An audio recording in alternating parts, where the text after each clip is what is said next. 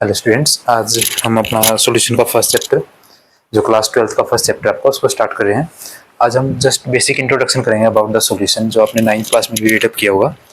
ठीक है, तो आप हमारे चैनल को सब्सक्राइब कर रहे हैं ना पूरा चैप्टर कंप्लीट करने के लिए, पूरा सिलेबस जो अपना कंप्लीट करने के लिए। जैसे आपको पता आपका सेशन स्टार्ट हो चुका है, तो इसमें हम वन बाई वन पहले हम कंसेप्ट करेंगे, उसके बाद क्वेश्चन करेंगे, उसके बाद क्वेश्चन का लेवल इंक्रीज करेंगे। जैसे नॉर्मली क्वेश्चन करेंगे, उसके बाद एनसीईआरटी क्वेश्चन भी आपके कवर कराएंगे इसमें साथ साथ में, और कंसेप्ट आपका क्या रहेगा वो भी देखते हैं।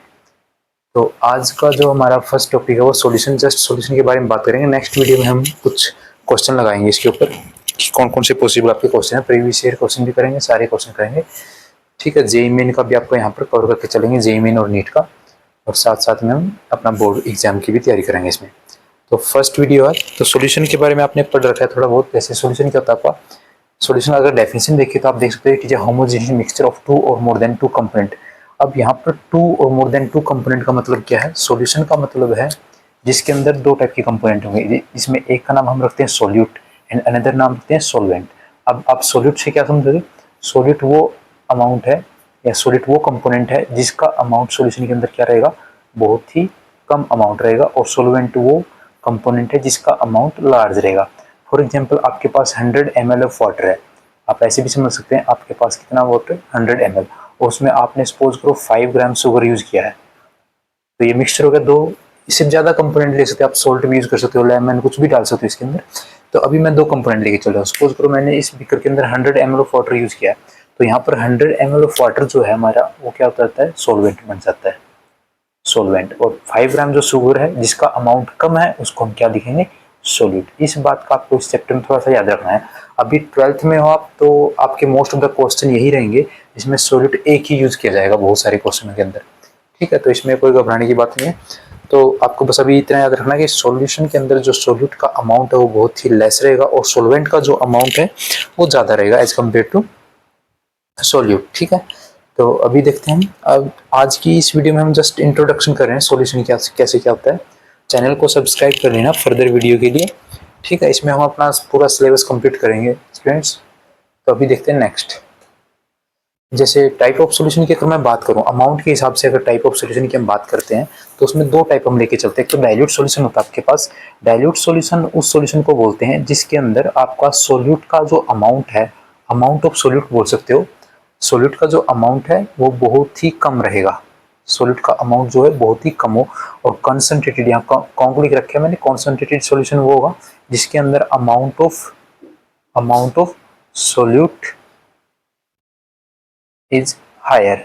हायर का मतलब यहाँ पर ये है कि as compare to dilute solution से कम रहेगा। सपोज करो आपके पास, मैं अभी एग्जांपल आपको बताया था, जैसे आपके पास टू टाइप्स ऑफ बीकर हैं जिसमें हमने क्या किया, इसके अंदर भी 100 ml ऑफ वाटर यूज किया और इसके अंदर भी हमने 100 ml ऑफ वाटर यूज करते हैं दोनों के अंदर। और आपसे पूछा जाता है कि कौन सा सॉल्यूशन जो आपका डाइल्यूट है और कौन सा कंसंट्रेटेड है। अब ये जो मैं टाइप आपको करा रहा हूँ ये टाइप आपका सोल्यूट के नेचर के हिसाब से, किसमें सोल्यूट ज़्यादा है और किसमें कम है। अब अगर आप कहीं पर लैब में जाते हो तो वहाँ पे लिखा मिलता है आपके पास डाइल्यूट HCl, कॉन्क HCl। तो यहाँ मीनिंग देखते हैं अभी, बस जैसे आपको मीनिंग पता होना चाहिए। ठीक है, अभी मान ले इसके अंदर हमने क्या किया, इसके अंदर मैंने 5 ग्राम NaCl डिजोल्व किया, और इसके अंदर मैंने डिजोल्व किया सपोज करो 30 ग्राम NaCl डिजोल्व किया। अब दोनों में अमाउंट ऑफ सॉल्वेंट तो कम है। अभी अभी मैंने आपको बताया ये जो 5 ग्राम है ये तो सोल्यूट है, और ये 100 ml ज़्यादा अमाउंट होने का नहीं क्या है, सोल्वेंट। इसके अंदर भी ये सोल्यूट है और ये सोल्वेंट है, लेकिन इसमें amount of solute as compare to this solution बहुत ही कम है। तो देयरफॉर इस सॉल्यूशन को हम क्या बोलेंगे? डाइल्यूट सॉल्यूशन, और इसको हम बोलेंगे कॉन्क सॉल्यूशन। अभी हम कैसे याद रखें, अगर आपके सिलेबस के रिगार्डिंग बात करें तो जिस सॉल्यूशन के अंदर 5% और 5% से लेस आपका सोल्यूट होता है उसको हम डाइल्यूट बोल सकते हैं, उससे ज़्यादा तो हम उसको क्या बोल सकते हैं? कॉन्क सॉल्यूशन बोल सकते हैं। इस बात का भी आपको थोड़ा ध्यान रखना होगा। ठीक है, बस एक बेसिक टर्म है, कोई पूछ से आपसे कि what is dilute solution, what is concentrated solution, जैसे प्रैक्टिकल टाइम वाइवा में पूछ सकता है, बाकी क्वेश्चन इस पे कुछ नहीं बनता। ठीक है, मीनिंग आपको थोड़ा सा पता होना चाहिए क्योंकि मैंने पहले आपको बताया ये हमारा इंट्रोडक्शन क्लास है। ठीक है स्टूडेंट्स, अभी देखते हैं नेक्स्ट। अभी बाइनरी सॉल्यूशन क्या होता है? बाइनरी सॉल्यूशन उसको बोलेंगे it is a solution of, it is a solution, ये एक ऐसा सॉल्यूशन होगा in which only one solute is present, only one solute, अगर आपके पास सिर्फ एक ही सोल्यूट प्रेजेंट है सॉल्वेंट के अंदर, तो उस सॉल्यूशन को हम क्या बोल सकते हैं, binary solution is present, then it is called the binary solution, then it is called the binary solution okay. तो मीनिंग क्या हुआ यहाँ पर, जैसे आपके पास सपोज करो आपके पास 100 ml ऑफ वाटर है या 1000 ml ऑफ वाटर है, अगर उसमें आप सिर्फ एक ही सोल्यूट लेते हो, सपोज करो आपने शुगर ही यूज किया है 5 ग्राम 10 ग्राम आपने शुगर किया, तो इस सोल्यूशन को क्या बोलेंगे, बाइनरी सोल्यूशन। लेकिन अगर इसमें आप 10 ग्राम शुगर 5 ग्राम NaCl डाल सकते हो, 5 ग्राम NaCl भी डाल देते हो, तो अब इसके अंदर सोल्यूट के कंपोनेंट दो जाते हैं, तो अब ये बाइनरी नहीं रहेगा। तो बाइनरी सॉल्यूशन हम अपने सिलेबस में भी मोस्ट ऑफ द सॉल्यूशन जो आपके बाइनरी सॉल्यूशन ही डिडक्ट करते हैं। तो बाइनरी सॉल्यूशन का मीनिंग क्या रहेगा, जिसमें एक ही सोल्यूट हो, that is called the binary solution, ठीक है। और इसके अंदर अगर हम बात करें नेचर ऑफ सॉल्वेंट की बात करें, नेचर ऑफ सॉल्वेंट की, अगर आप most of the time water को यूज कर सकते हो, अगर आप most of the time water use करते हो, अगर सॉल्वेंट के नेचर के हिसाब से अगर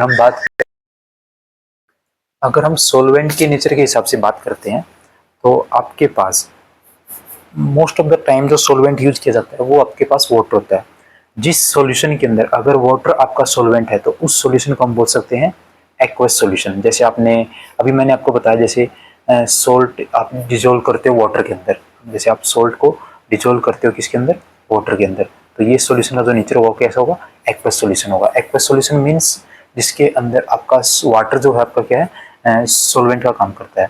लेकिन अगर आप वाटर को सॉल्वेंट का काम नहीं करते, फॉर एग्जाम्पल उसकी जगह आप लेते हो कुछ और, एसीटोन ले लिया आपने, इथेनॉल ले लिया, या फिर बेंजीन है, टोल्यूइन है, इस टाइप के सॉल्यूशन को हम क्या बोलेंगे, विदाउट वाटर के जो सॉल्वेंट यूज करते हैं उसको हम बोलते हैं non aqueous solution, non aqueous solution, ठीक है। बस आपको एक टर्म थोड़ा सा याद रखना है, न्यूमेरिकल में यूज हो सकता है कि एक्वस सॉल्यूशन, तो आप खुद अंडरस्टैंड करोगे उस चीज़ को, यहाँ पर जो सॉल्वेंट यूज किया गया है उसको हम क्या बोलेंगे, वाटर या फिर एक्वस सॉल्यूशन बोलेंगे। नॉन एक्वस सॉल्यूशन के अंदर आपका वाटर सॉल्वेंट के काम नहीं करता।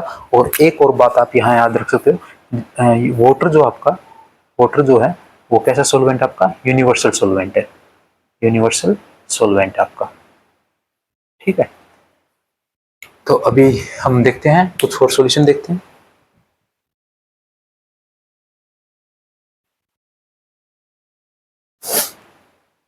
टाइप्स ऑफ सॉल्यूशन के बारे में बात करते हैं। और टाइप ऑफ सॉल्यूशन क्या होता है, आपके पास सैचुरेटेड सॉल्यूशन है, जैसे सैचुरेटेड सॉल्यूशन का मीनिंग देखते हैं अभी यहाँ पर।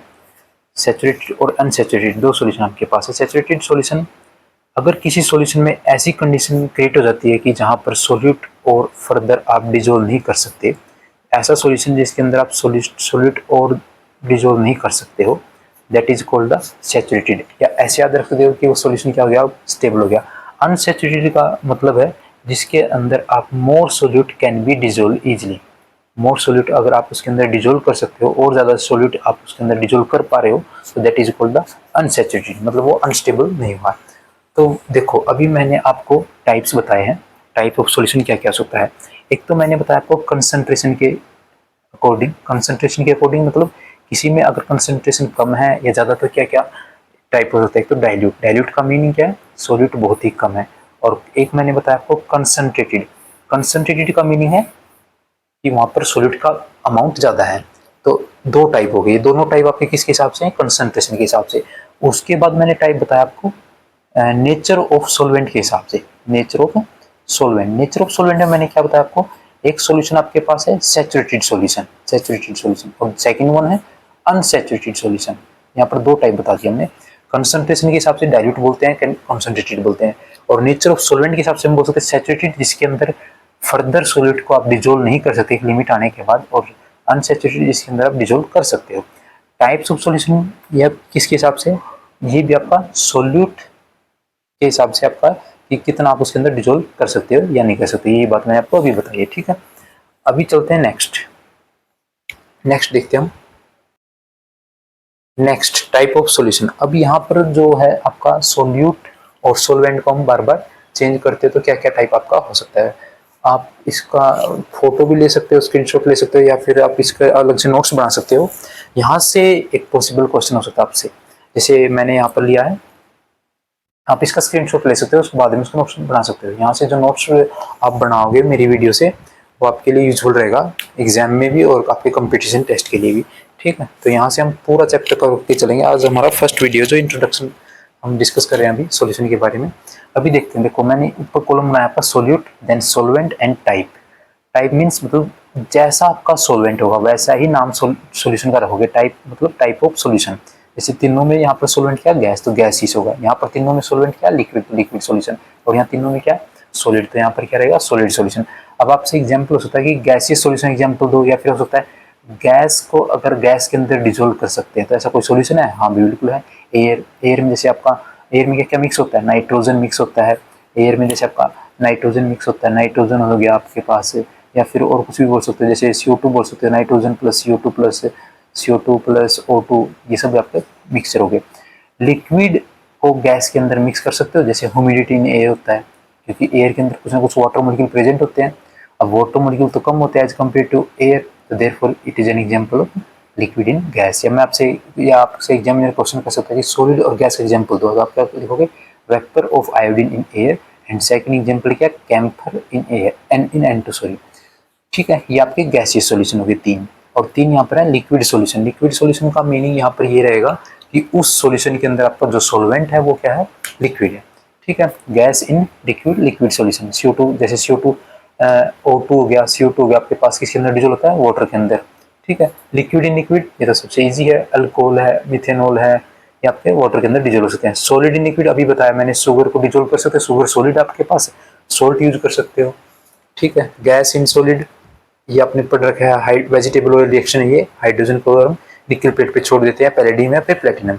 Liquid in solid amalgam. Amalgam का मीनिंग यहाँ पर ये है कि जो आपका मरकरी है वो लिक्विड का काम करता है और मेटल यहाँ पर सॉलिड। जैसे आपका कोई बोलता है सोडियम अमलगम, तो इसका मतलब क्या होगा, मरकरी सोडियम के अंदर मरकरी और सोडियम का मिक्सचर होगा आपके, ठीक है। Solid in solid alloy best example, जैसे ब्रास, ब्रॉन्ज, ये आपका एग्जांपल है, ठीक है फ्रेंड्स। ज़्यादा लंबी वीडियो हम नहीं कर रहे हैं। नेक्स्ट वीडियो में हम सम कंसंट्रेटेड टर्म पढ़ेंगे और वहाँ से फिर हम क्वेश्चन करेंगे, 2 to 3 लेवल क्वेश्चन करेंगे। फर्स्ट बिल्कुल सिंपल, देन बोर्ड एग्जाम के लिए, फिर नीट के लिए, इस तरीके से, ठीक है। और आज की वीडियो में आप थोड़ा सा इन टर्म को देख लेना जो आपके न्यूमेरिकल में बहुत ही यूजफुल रहेंगी, ठीक है। सेकंड वीडियो में हम कंसंट्रेटेड टर्म इस तरीके से हम अपना चैप्टर या अपना सिलेबस है प्रोसीड करेंगे। चैनल को सब्सक्राइब कर लेना और साथ साथ में नोट्स बनाते रहना। ज़्यादा लंबी वीडियो हम नहीं बनाएंगे, 15 या 20 मिनट की वीडियो बनाते रहेंगे, ठीक है। उसके बाद आपका चैप्टर प्रोसीड होता रहेगा, तो ये नोट्स आप बना सकते हो। Thank you.